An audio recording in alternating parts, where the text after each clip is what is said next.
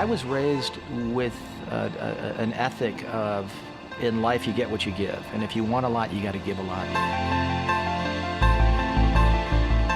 From the day we opened, we began to do things to help from a social standpoint, from a cultural standpoint, from a community standpoint. And it's persisted over all these years. We have a foundation where we've raised just about $3 million in the past 12 years, where we can help send young culinarians off to cooking school if they can't afford it. We always wonder, I mean, how does he have time for that, the restaurant, writing the books? But I've never seen such a generous and giving individual who will literally take his entire staff and put them to work for this individual cause. We do things where, whether it's a dinner in your home where it could raise anywhere from $50,000 to $100,000, and we fly there with our team and bring the wine and the food and everything and prepare the meal. Probably 200 such meals have taken place.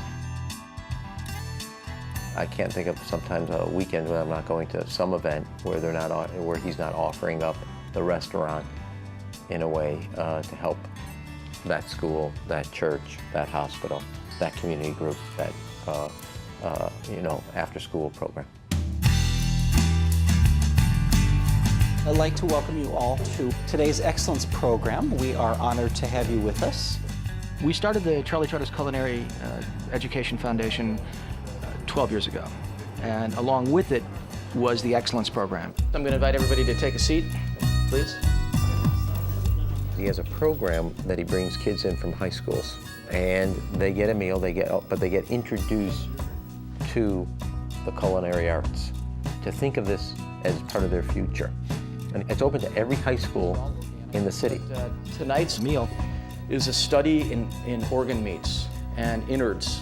Like basically stuff that I personally would never eat, but I figure for you guys, it's probably gonna be pretty cool. And you'll have to let me know how it ends up, so. The only price of admission is that each young man and women and the teacher chaperones have to ask 2 questions. Let's talk about organic food versus not organic food. Sustainable farming, what does that mean?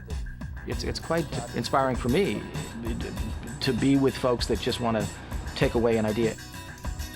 Always will be helping when we can.